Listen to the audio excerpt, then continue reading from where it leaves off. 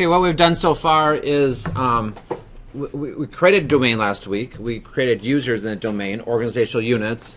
We have a second computer, a second server join the domain as well, so it's all under the domain control. And we added 2 workstations, a Windows 7 workstation and a Windows 8 workstation. It could be Windows XP as well, Windows Vista 2000. Anything can join a domain. It does have to be Windows-based, though. Macintosh computers, Linux computers can't join domains, unfortunately.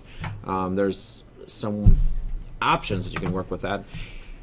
Moving along, though, we want to move on to the next section, which deals with groups. And there's a couple different groups that we can work with. We have security groups and we have distribution groups. Security groups is the things that we're mainly going to be working with. Distribution groups only work with email, and they don't work with like Gmail or whatever. It's only for Exchange, which is Microsoft's email system. So there is a section under the learning activities and the areas that you're working with as far as creating distribution groups. So again, and do those. We're not going to do those in class, but I do want to talk about and show you of working through the security groups on the GROPA organizational structure. So I'm going to put my screen on your screen in a window, and we're going to go to our server, our domain controller, our server 1. Click in the domain controller. We see all these different people. So we have an accounting organizational unit and the people in accounting. We have the executive container or organizational unit and the people in the executive office, so Madison and Robert. We have HR, information systems, and sales. Operations I missed. So we have all these different people. Now, unfortunately, with Windows Server and Active Directory specifically, we can't use the organizational units themselves for any security purposes. So if we want to give, everybody in accounting specific rights, we just can say apply this to the organizational unit accounting. We really need to create an organizational unit, a security group called accounting. Put everybody into that security group, and then we're able to then apply the security to that security group. So it's kind of a double management thing. And that's kind of one of the downsides things with Active Directory is that you have to put the person in the right container for organizational purposes, but then put them in a group for security and application purposes. So I'm just going to use accounting as an example. And so if we want something to apply to all the accounting people, we would go up here and click Create a New Group in the current container.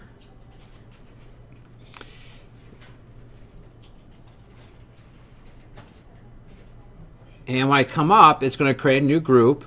And the group name, just to make things a whole lot easier for administration, is typically going to be the same thing as the container that you're working with or the department. So if you named it Accounting as your organizational unit, accounting should be your group name. If you start switching things around, like one's called accounting and the other one's called account or ACCT, which are all very common abbreviations, it just gets a little messy trying to remember all these things together.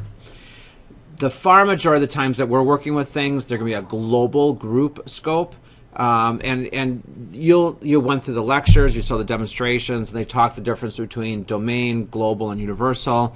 And there's a lab activity in there for you dealing with a group scope in itself, but typically it's going to be global. And every single group I have ever created has been a security group. I've never created a distribution group because I've never used Exchange. I've always used another application for email systems before. Clicking OK, that's it. You just name it, and it's just kind of done. And it's like, well, what else do you do with it? Well, now you have to add the members to the group.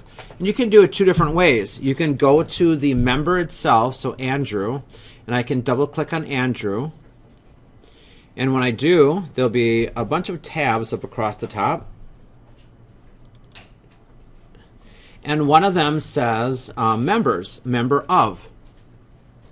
So way up on top, it says member of, and so I can take a user and add them to a group. So I can click add. And it's a little slow. And this is a very common dialog box.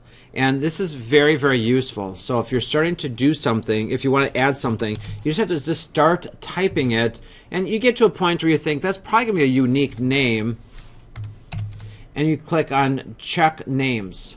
And it's going to bring up every instance of that name, or that starting of that name.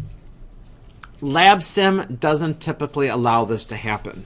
So if you're in the lab simulator and you type account, it's not going to check the name and resolve it to anything. So that's what the only downside of seeing a LabSim so far is that you have to type the whole name out and then select it.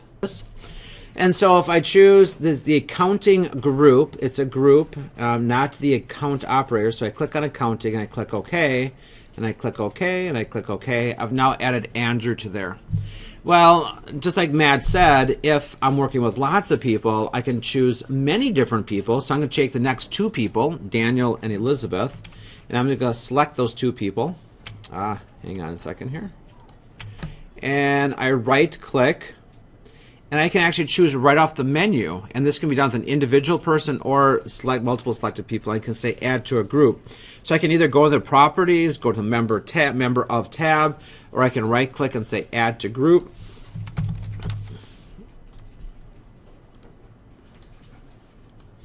And so I added those two people to the group. The other way is actually from the accounting group side. If I click on the accounting group side, it has a link to the members. So these are the people that are members of me. And you can add people the other way. So people can join the group, or the group can add members. So I'm just going to add the last two this final way. So I'm going to click add, and I want to find Jessica. So I click on the name. That's good. I click OK. I want to add another one. It's Taylor who I want to add. Check the name. Click OK and OK. So now you can see under accounting members, I have everybody from accounting. In addition, there are times that we want security applied to just an individual person. In this case, we have an accounting manager, and that we might want to give special rights or special authority to. So it's always nice to be able to set these things up in front. So if I just right-clicked on here, new group, and I'm going to be typing in accounting manager. And even though it's going to just include one person, it's still nice having it as a group, because you don't want to be applying security or permissions to an individual. As soon as I give Taylor specific rights and access, it becomes a real nightmare if Taylor leaves. And I'm not even sure if Taylor is a boy or a girl. Let's use Jessica because I know it's a she. So say Jessica leaves the department. Now I have to remember what rights and what permissions and what areas did I give Jessica rights to, or access to, or authority to do. I put it part of a group, and so now I renamed that, sorry. I put Jessica in a group, and now I just simply have to take them out of the group and put the new person in. So you should always be applying security and permissions based on groups, except under very, very, very rare situations would you do it to the individual. I don't have my org chart up. Does somebody have their org chart up or around available? Andrew? So Andrew's the accounting manager. So I can do it. I can just click on Andrew, right click on Andrew, add to group. I type account, and now you can see it's accounting and accounting manager. I want to add Andrew to the accounting manager group. And now later on, when I give rights, specific rights or special rights or enhanced rights to the accounting manager, I can do that as well. One more group that you might want to consider is a general managers group, something that's going to apply to all the managers of the company. Thank you. And this is, sometimes groups are hard to place. I mean, the accounting group is obviously in the accounting container. The accounting managers group is going to be obviously in the accounting container as well, or the organizational unit.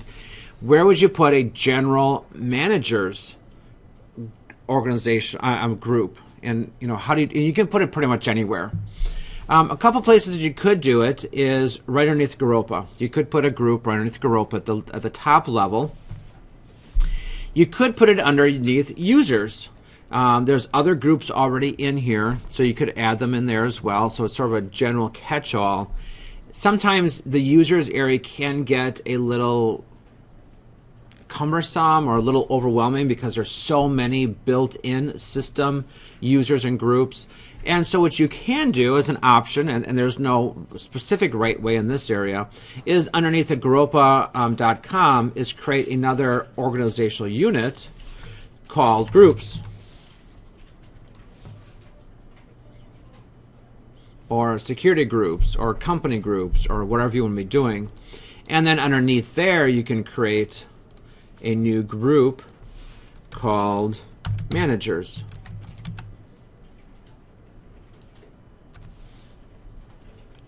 Now in this case, I want to add managers from each of the departments. So I can do it under members here and click add. And my first manager would be Joshua. And I also have Sarah. And then I have Andrew, so I can start typing Andrew and click check name. I have Samantha, check name, and Alexis, check name.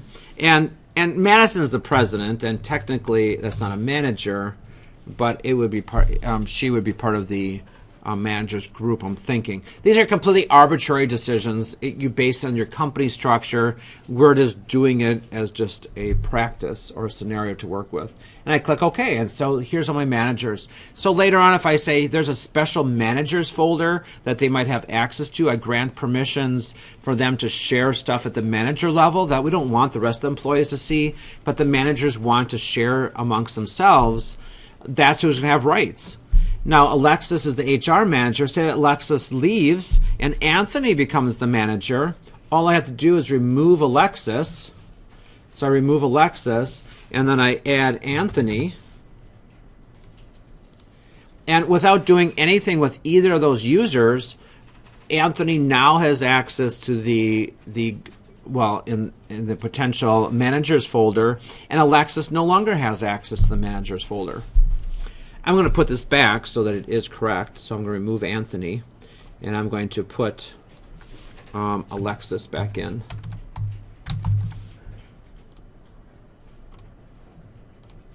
And click OK. So what I want you to do right now is go through all the departments. We have an accounting department, we have an executive department, HR, IS, operations, and sales. Create a group for each of those departments and add all the users to that group. In addition, in that department, add a managers group, even though it's going to contain only one person, and put the appropriate person in there. Like we just did now, create a global or a company-wide managers group that should include all the managers for each of the department. Yeah, working with groups, you can nest them within each other. That's an excellent thought. And maybe we should do it that way, just to work with it. So underneath my group container, way down here, groups container, I have a managers group. And right now I'm actually listing as individual people, which is pretty common. You would normally actually include the people. But just to work with it, I'm going to remove all the people, and I'm going to be adding the different managers to it. So if I click add, and if I just type in MGR, and click OK. It's not going to find it that way. See, I don't know. Every time I try and add a name, I'll have to do check name sales manager,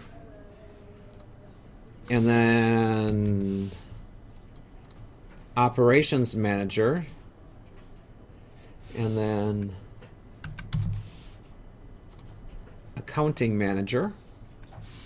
And you're right, that would actually be really nice in the regard that as soon as somebody's in that role or in that group, the IS manager, they're automatically part of the overall managers group.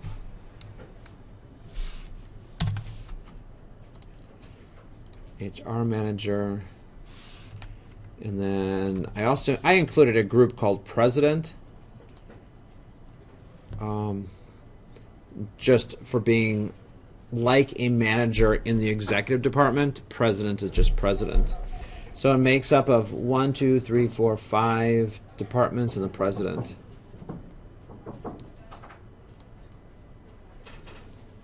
So again, what we just did was under the managers group, the overall company one, instead of listing the individual people here, changing it to those other groups.